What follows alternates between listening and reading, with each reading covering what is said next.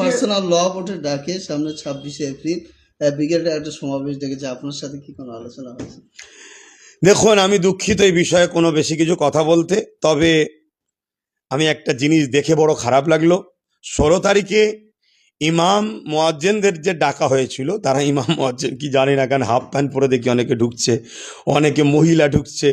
তো এরা কোন মসজিদের ইমাম আমার জানা নাই। এইভাবে ধর্মটাকে যে শেষ করছে, এটা খোদার পক্ষ থেকে আমাদের শাস্তি ভোগ করতে হবে।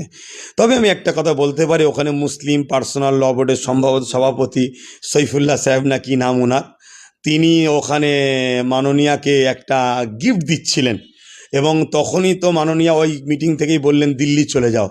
তা উনি তো কোনো রকম কিছু বললেন না যে আপনি কি বলছেন, আমরা আন্দোলন করব না, আমরা এই রাজ্যের নাগরিক, ভোট দিয়েছেন এই রাজ্যের নাগরিক, তো এটা তো গণতান্ত্রিক অধিকার তাদের।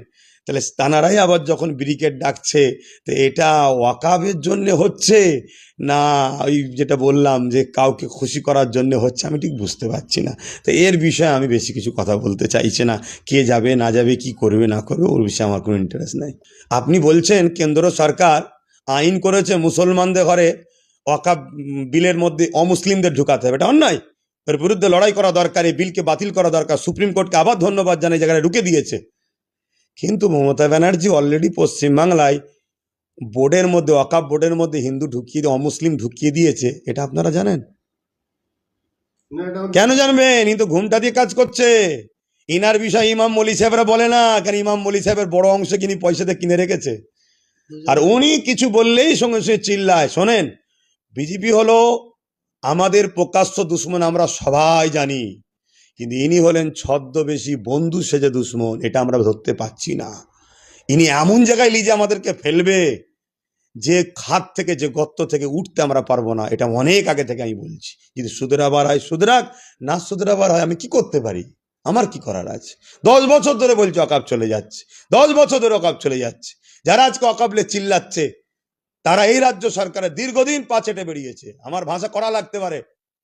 এই রাজ্য সরকার এত মসজিদ, এত মাদ্রাসা, এত কবরস্থান, আপনি জানেন এই বাংলায় অকাপের উপরে বিজেপির পার্টি অফিস আছে? কি করে করলো বিজেপি পার্টি অফিস? রাজ্য সরকার যদি না সাথ দেয়, এগুলো কবে আমার জাত বুঝবে?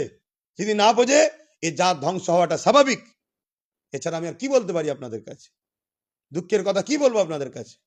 এরপরও এখনো অনেক জাত আমার কমের মানুষ আমাকে গাল দিচ্ছে। গত দুদিন আগে দেখলেন না, মুখ ভর্তি দাঁড়িয়ে মাথায় টুপিলে কলকাতার রাজপথে ওই বিজেপির শাখা সংগঠন বিজেপির টিএমসির শাখা সংগঠন, টিএমসির মন্ত্রীর ডাকে যে মিটিং হয়ে গেল, আমাকে গাল দিচ্ছে প্রকাশ্য। আরে আমি ভুল করে দিচ্ছি, আমায় গাল দিচ্ছে, মা বাপ তুলে গাল দিলি কেন? হ্যাঁ, এটাই তো আদর্শ।